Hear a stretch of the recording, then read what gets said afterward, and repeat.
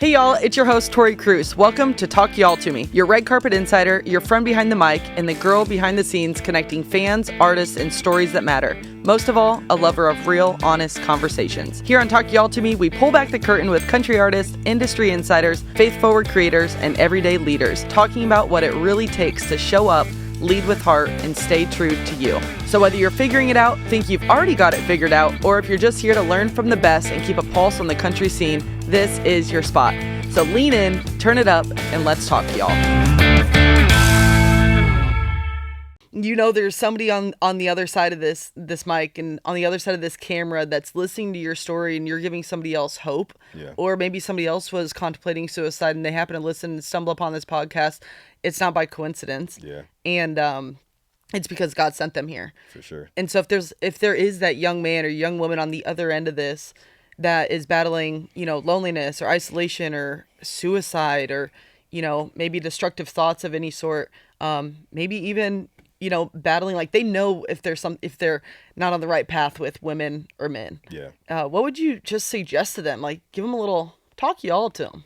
Yeah, I think there's a lot of different things. Number one, there's a suicide hotline out there for you to call. Like, I would strongly encourage that.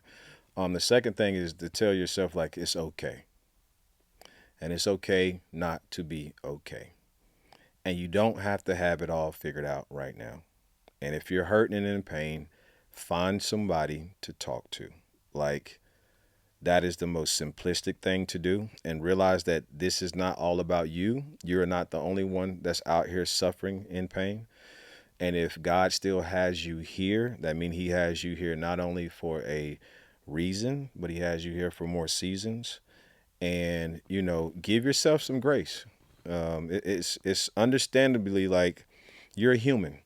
And the way that this life was constructed, you were born into pain. You were truly born into this life in pain. Like the way that it was all orchestrated from the beginning, Eve was deceived. And here comes, this guy. She was deceived by that person and this world. And so there are truly things on this earth, roaming this earth, wanting you to be deceived, wanting you to be in pain, wanting you to be in fear and worry. And none of that is God. And so I would say to the person, like, listen, man, like, hug yourself right now. Love yourself. Just pause and just chill and just hug yourself and love on yourself. And the second, not the second, but the last thing I would say is that find something that makes you laugh. Literally find something that makes you laugh. Take yourself back to a childhood memory of freedom and expression, of something that would allow you to just recall the essence of your purity, of who you truly are, to just get back to center. And I think those are just some basic tips or some things that I would do. But also too, you can call on me. Yeah. My Instagram is Brian Johnson Global, but I've helped a few people navigate a lot, through life, and that's a part of my blessing. And I realize now we don't go through anything in life. Like, if you go through anything, then you're victimizing yourself, right? You grow through everything. Mm-hmm. You grow through it all. And so when you think you're going through it or growing through it, maybe that is truly for somebody else. And maybe God called you as to be the conduit, the one to carry that pain, to have that boulder and anchor of fear and worry and doubt. And I look back at it now, everything that I grew through was something that I am utilizing today to help other people with their stories, with their pain, with turning that into their purpose. Everything. Like, it's just so amazing to understand that. And so if you're going through it right now, just understand that that pain may not be for you. God may have just chosen you to be the conduit because there's something that he's trying to get to somebody else. Yeah, it's so good. I was literally just going to say the same thing, that I feel like everything is to help other people. I mean, that's why God created us, right? Like, It's not for us, it's for others. And yeah, I can't even think of one thing I've gone through in my life that's been hard or challenging that I've overcome, that God brought me through, that I'm like, like you have to share it. Absolutely. You know, which leads me, I just teed myself up so perfectly, not even intended, but to share your story, you know, 100%. and like, that's the purpose. That's what you're doing now. It's like, you're helping professionals and people with influence and people who feel called to have more impact share their story. Yeah. And, like, what a gift that God has put that on your heart to do that for and with, alongside, like, you know, hold hands with people, like, alongside this journey of nobody's story is normal. Like, what the heck is normal anyways, you know? Yeah. What is normal? And but you so graciously, like, guide people to share their story. Just tell everybody, like, what your experience has been like, you know, guiding people in this, being a mentor, being a coach. Yeah, I mean, it started, like I said, it started in Skipperville, Alabama, right? And so if I think about, if you even, just looking at my whole life, like, it's just, my story is just crazy, right? Like, I always say, like, I'm not supposed to be here. Like, I know it. Why don't you think you're supposed to be here? No, like, if you look at the statistics of, like, growing up in a single parent household, mom working 3 and 4 jobs, just like where I come from, my environment, people selling drugs, people going to jail, like, my cousins who sold drugs and, like, did all that stuff, they were like, you know, don't come over here. Like, if you need something, like, let me know. But you go play ball. How did you never get caught up in that? My mom would kill me. As simple as that. Like, she put the fear of death into me. You know, like, my mom, like, literally picked me up one time at, like, 16 and, like, body slammed me. Like, she's crazy. I like mama already. But I think that's the case. But here's the thing. When I moved to Los Angeles, I have been blessed and privileged to work with so many different celebrities, right? And every day I was learning their story. I was hearing their stories. I got a chance to sit down with Bo Jackson, you know, Magic Johnson. I spent a whole day working with Prince. And so, I mean, you got to think about it. So I'm going to set every single day. The writer's room is right next to me. And so I'm hearing them cultivate stories every single day for their monologue and stuff for the take of the show. And then I'm working with celebrities. I'm the first person they see. I'm the last person they see. And they're talking stories. They're coming on to the show to share their stories about their books, about their movies. And so I'm seeing this firsthand. And so as I'm getting ready to write my book, one of the things that I did was intuitively, I don't even know why I did this, but I started thinking about movies and shows and things like that and how to really storytell and share your story. And I opened up Live Your Dreams Out Loud with that defining moment of me contemplating, like, taking my life. And that is the thing that most people, when they read my book, what they say that they remember and, like, they never knew. And that became the thing. I'm like, oh, wow, like, I really do know how to tell stories. And so that became the journey for me. But just working in Hollywood, producing shows and storytelling, those are the moments that really got me the experience. And so now I'm few hundred books in of helping people. Everybody's story is different. Everybody's book is different. The approach is different. And there's just a method to it that we just use to help get out the best. And so when I'm sitting down interviewing you, it's my job to really, I may take you in like a maze, but I'm doing there trying to get to a point. And it's just a gift that I have. I embrace it. And yeah, I think the experience speaks for itself.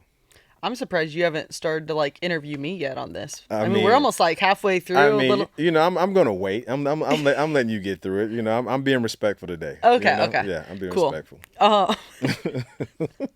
How did you even get that job with working with those celebrities? So when I was in Atlanta, Georgia, I was lobbying. I was pretty much a lobbyist, right? And so AT&T had this broadband initiative where they were trying to connect people in rural and urban communities with high-speed internet. There was a mandate that had went out from the White House at that particular point in time. And so there was a nonprofit called the Alliance for Digital Equality, and that nonprofit was a 501c4. And the difference between a 501, well, one of the differences between a C4 and a C3, the C4 can lobby and a C3 can't. And so I was on that C4 team, and I would travel the whole United States, and it was my job to go into communities and, like, bring everybody together. And so I worked with local governments and just figure out what was going on in that market and why like they didn't have access to affordable broadband. And so there was this guy who was on the board of that nonprofit who, if you've never seen The Black Godfather on Netflix, shout out to Clarence Avant. He became a mentor of mine, and he was the guy who championed me coming to LA. I mean, he's a legend in the music business. He became a mentor of mine. And so when I got ready to move out to Los Angeles, there's a guy by the name of Tavis Smiley who had a show. He's an author, speaker. He did everything that it is that I wanted to do. And when I was working for that nonprofit, I had booked him for a conference. I had booked Tavis for a conference that I was having. And he gave me this card and he was like, hey, listen, if you ever need anything, like, let me know. So after I went through the whole like brokenness, like contemplating suicide and like, what am I going to do with my life? I reached out to him and I said, hey, listen, I want to do what you do. I want to be an author. I want to be a speaker. I want my own television show. I just want to do that. But listen, you don't have to pay me anything. Let me just come and learn from you. Like, if you just like, let me learn from you, I will work for you. I'll do whatever I got to do. And he's like, okay, come out and see if you like LA first. Went out, loved LA, came back, sold everything that I could, scraped up a few $100 and moved out to Los Angeles. And he gave me a chance and an opportunity. And so as soon as I landed, he handed me a folder and was like, hey, listen, so my producer just quit. I need you to produce this event for me for the presidential inauguration in 2012 it was. He said, I need you to produce this event for me, and you got like 27 days. I produced the event. It trended #1 on Twitter. And like after that, shortly, he was like, I need you to do that again, but this time I'm going to pay you. And he said, go think about it, come back with the number, and like, let's move forward. So for like 6 weeks, he put me up in a place to stay, right? For 6 weeks, I busted my butt, came back, and I gave him the number, and he was like, whoosh. I'm like, what? He was like, oh man, I thought you were going to charge me way more. And that just go to show me I didn't know my worth at the time. And so that started the journey for me of LA. It started in service. It started in me adding value to somebody else in their life first, before I even did anything else. So if anybody's out there on the fence and you want to work with somebody, go add some value to somebody. Like, it's not always about the money, because the experience that I got from that, you can't really put a price on that. So true. It just makes me think too, like, you have to prove a concept before you can actually work in it. Absolutely. Yep. Yeah. Wow. Okay. So, man, I could go so many different directions You go with a lot this. of different directions. Yeah. I mean, your experience in LA is just, it's crazy. But since, we're on Talk Y'all to Me, we have a lot of music fans in the house. We got to talk about Carpool Karaoke. Yeah. Now, so you really, like, I loved hearing that start of how you got really, like, in it in LA. But then it evolved, and you were working with Carpool Karaoke at a very high level, won Emmys, like, all the things. I don't say that lightly. He doesn't talk enough about how incredible he is, but we're going to try to pull this out. Okay. So Carpool Karaoke, what exactly were you doing with them? And like, give us behind the scenes. Was there anything like really fun or entertaining that happened? I mean, there's a lot. You're on set with some of the biggest celebrities in the world, Yeah. right? And no day was the same. No shoot day was the same. I mean, we filmed originally at the CBS lot in West Hollywood, but also too we would travel, the country and just go different places. Carpool is just one of those ones, like, you felt like you were just living in a dream, right? And I mean, seeing the chemistry of two people in a car, singing their eyes out. And, one of the things that people doesn't realize is that Carpool Karaoke started as a segment on the Late Late Show with James Corden. And then when Apple was getting into the content business to compete against the Netflixes and the Hulus, they were looking for like content to put on. And so Apple decided to turn Carpool Karaoke into the series. So people always get confused as to Carpool Karaoke with James Corden and then the series, because James only did musical guests, right? And then once they launched the series, we did everybody else. Like, we did actors and some musicians and athletes and things of that nature. So you had Carpool Karaoke, the series on Apple. And I mean, he came in and did a few people. He did LeBron, he did Will Smith, and he did Alicia Keys and John Legend, I think, if I'm not mistaken. Hey, y'all, quick pause for something important. If you're connecting with this conversation, you will love my new book, Unexpected. It's filled with the stories, lessons, and mindset shifts that helped me grow through some of the toughest and, quite frankly, most unexpected seasons of my life. My hope is that it inspires you to keep going, even when the path doesn't look the way you imagined. You can get your copy now at torikruse.com. Now, let's jump back into the episode. I just worked with so many different people, and how I got that gig was the lady who was the one of the producers on the Arsenio Hall show. She called me to work on Bill Nye, so I brought Bill Nye the Science Guy. I brought his show back in 2016. Bill. And then, like, from there, one of the executive producers on Arsenio said he was starting Carpool, and he's like, I can't do this without you. Like, can you come over here? And so I think what that says is that a testament to just like my work. I never pulled out a resume. I never did any of that stuff. It was like, I need you. Come over here. You're our guy. And so the experience of just working on these shows is just surreal. Like, I've had so many, but I think the one thing that really stands out to me more than anything is that these people put their pants on just like you. Yeah. And so one of the questions that I always get from anybody, oh, you work with so-and-so, how was he or how was she? And I'm like, that's not a fair question. And they're like, why? I'm like, because they're human, and you don't know what type of day they were having, you know? I've seen people come on set and be completely irate, and they could be mad at their publicist, their agent, their manager. They just didn't get a role or something. Their family is asking them for money, and like they're just pulled in so many different directions. Something may not be going on right with their team. And then 20 minutes later, like they're just back to normal. Yeah. I had one experience. I won't say who the name is, but I had one experience where I told this lady, yes, ma'am, and she went crazy. She lost it on me. She wanted me fired. She was just like, well, you shouldn't call me ma'am, and I'm not my mother, and blah, blah, blah, and I want you fired. And the publicist was like, I don't know what to tell you. And she's like, go get the producer. Like, I want you out of here. And I'm like, let me in the room with her. Because I went and told the producer. He was like, why are you telling me this? I'm like, well, she wanted me to tell you. He's like, go handle it. I went back and I told her, I was like, just give me a few minutes with her. And I went and I said, hey, listen, I didn't mean to disrespect you. I would never disrespect you. But I said, if my grandmother was here and I didn't say yes, ma'am, to you, she would get out of the grave and come like snatch me up and put me in the grave. And she just like broke down in tears. Very famous celebrity. And she just broke down in tears. And she was like, I'm sorry, I'm just having the worst day ever.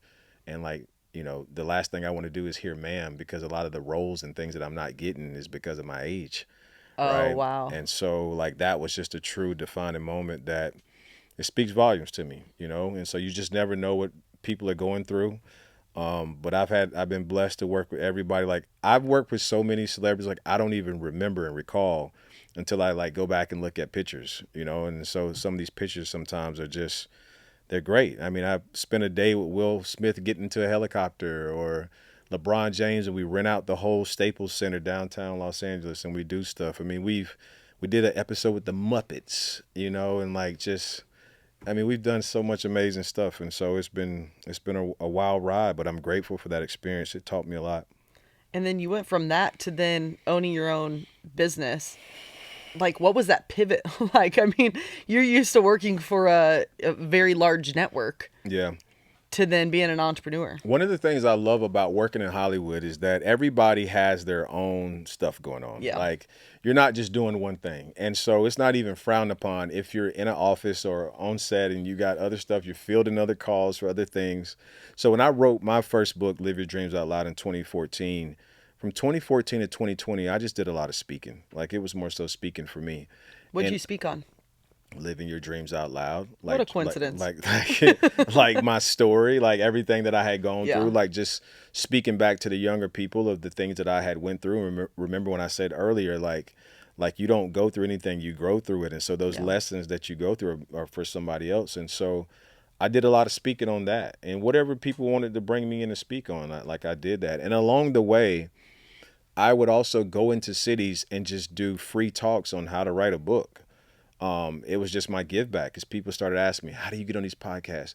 How are you doing all this speaking? How are you selling 500 books and 1,000 books at a time to a college or university? Or, I partnered with Starbucks and did all this stuff, and I started just giving the game away to the point where it became overwhelming. And people were like, I want to pay you to help me write my book. And I had no process. I had no framework. I didn't know what I was doing. And so I just started helping people along the way. And so I did that up until 2020. And when COVID hit, everybody wanted to write a book. And that's when my business just truly exploded, right? Yeah. And so I was just doing things, I've always had my hands in a lot of things. And so I've always been like this serial entrepreneur. And so I don't want to say it's like a pivot per se to your question. Yeah. I think it was just I don't like my business partner now. He said, we don't do or, we do and. I feel like it's an involvement. Yeah, for sure. That's what it's been. Yeah, for sure. So I do that and that and that and that and that. Was there a common theme like when you were speaking and when you started that, like before 2020? Yeah. Was there just like a common theme of you don't have to tell us exactly how you like got on the podcast, got the brand deals, sold those many books, but like what was the theme amongst all that? I think it was just a theme of my story. I got to get my story out here, if that answers your Well, question. like the theme of success, like how did you sell that many books? How did you get those brand deals, get on the podcast? I can't give myself no credit. It was all God. Yeah. I think that's not the cliche term. That's not the cop-out term. It's just the truth, He kept his hands on me, and he kept guiding me, navigating me, trying to put me in places and positions that I didn't even understand. And so I think the theme of that was just understanding that I had something inside of me, like to really share and to really give. And he just kept navigating and opening up doors that I can't even explain. Like there's things that's happened in my life, like I don't know how. Only thing I can say is but God. I think God just truly has blessed me in an immense amount of ways, and that's why I always want to profess, confess, and suggest God to anybody, anywhere I'm at, any platform. Like I just want to share, like, how did you do this? I don't know. Like I just know that God orchestrated it and he put this feeling inside of me that's a burning desire that I can't stop, I can't turn off, and I won't turn off until it's all said and done. And so I think that's the answer for me. How has your faith grown and evolved over time? Has it always been this strong? No. I strayed away for quite some time. I was in the world and not in the word. I was in the world, and for the majority of the time in Hollywood, I became like spiritual. I'm like, oh, I'm just spiritual. Of course, you were in Hollywood. I'm spiritual. Stop going to church. Stop paying tithes. I was just a spiritual being. Like, everybody's like, nah. Yeah. Nah. He was like, nah, my boy. Come back on over here. Come back on over here. Because I was definitely like in an Adele moment. I was saying hello from the other side, like the other side of drama and BS, But he had to bring me back and bring me back in. So my faith has just always been important. Like I said, my great grandparents, like we were always in the church. I believe right now, 100%, that I am living. I think we all are. But I'm living off the sheer testament of my ancestors and my grandparents and people praying for me, like years and years and centuries ago, like way before I got here. And so I am a walking prayer. And so I do Bible study every morning, Monday through Friday at 5:30 in the morning, Eastern time. I go to church, I serve, I do the things that I'm supposed to do. And so my faith is just, right now, it's just on another level, but it hasn't always been this way. I told you the last 4 years is when I went to him and I said, is there anything or anybody that's not getting me closer to you? Because I'm tired of living this way. I'm tired of living in the world. I mean, it came to the point where, like, if I was drinking something, I was like, oh, I don't want to drink. Or if I'm with a woman, I'm like, this don't make sense. Like, nothing made sense. So that was just conviction, Yeah. So my faith is it's one of the most important things. And I'm just learning. Like, it's just so much to learn. And when you read the Bible, sometimes I'm like, what? But I see how, how God like used so many people. I mean, Noah was a drunk. I mean, just look at Moses killed somebody. Like, you really just think about like all the ways. If you want to think about Paul, like Paul was out here doing certain things, and then the way that God used him, the way that Jesus called him to be an apostle, and he wasn't a disciple. A disciple is somebody that's a follower, and they want to know about God, Jesus or God, but an apostle is somebody that goes out and takes that. Paul was persecuting Christians, and look how God used him. So No matter where you are in life, no matter what you got going on, no matter what you've gone through, please understand God is not finished with you if you're still here. Yeah. Man, you just landed the plane. I try to.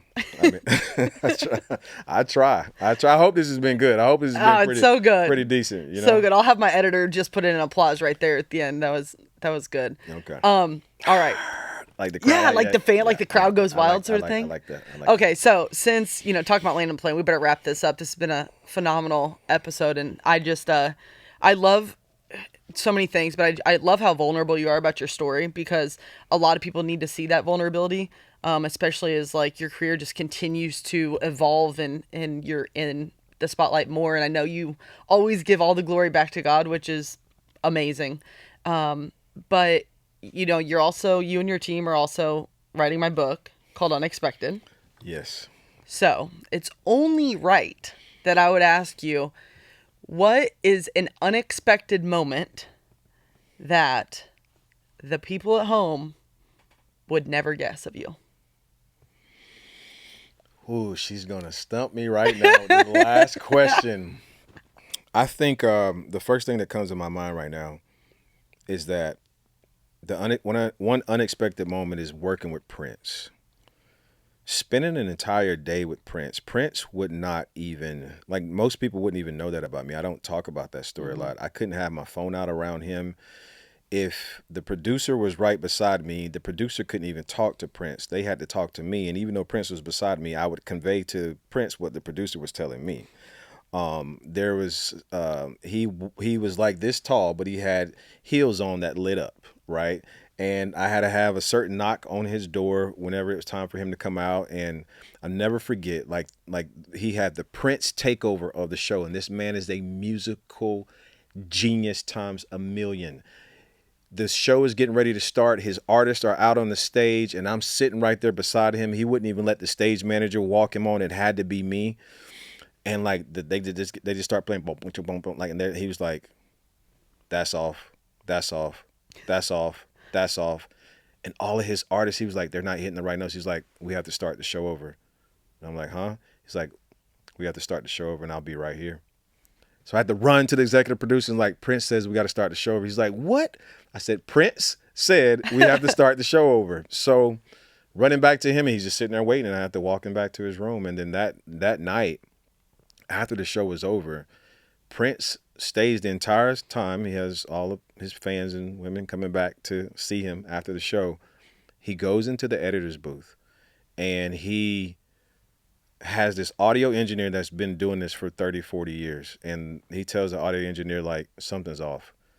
And he's like, "With all due respect, sir, like, I've been doing this for 30." He's like, "No, nothing's off." He's like, "No, something's off." He's like, punch this in, punch this in. Sure enough, something was off, right? And so the next day, Prince comes back and he edits the show himself, like the show. Like literally cameras, like he edits the show himself. And, Prince had a fear of elevators, and he ended up passing away in an elevator. And so I think the unexpected moment is that I don't share that story enough. And as somebody who grew up loving Prince as much as I did, that was an unexpected moment of my life that I got a chance to spend a whole day with Prince. Wow. That's something very unexpected that people don't know.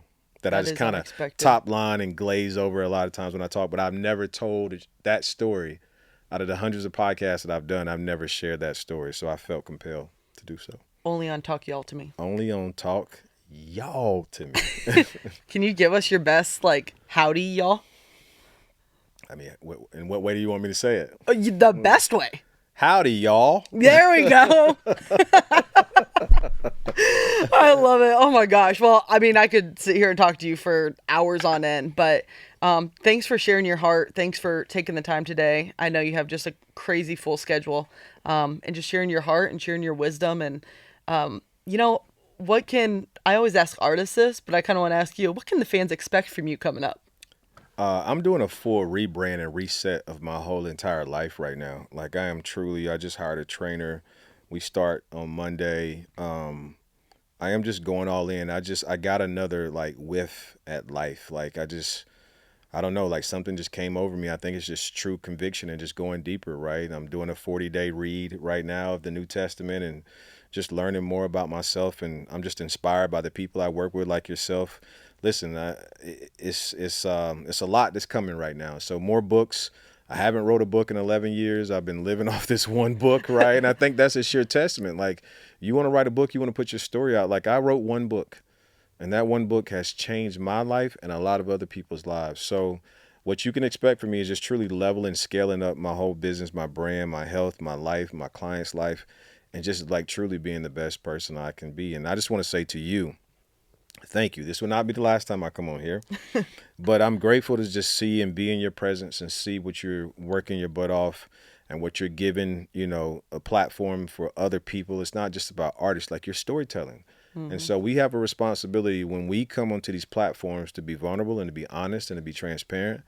And, you know, you have the responsibility. You do such a great job to get that out of people. It says a lot about you.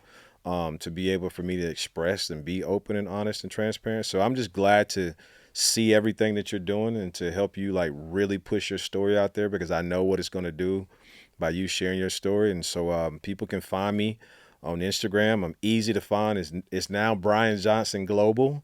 And so I'm on YouTube, Instagram, TikTok, all the stuff, Brian Johnson Global. Amazing. Well, Brian, thank you so much for coming on. Talk y'all to me. This is so much fun. And you're definitely going to be, howdy, y'all. You'll definitely be back on the show soon. So absolutely. Thank you, Tori. Thanks for tuning in to Talk Y'all to Me. If this episode encouraged you or reminded you of your calling, share it with someone who needs that same reminder today. Hit the follow button to subscribe so you don't miss what's next. And come hang out with me on social at official Tori Kruse. Keep shining, stay faithful, and keep talking, y'all.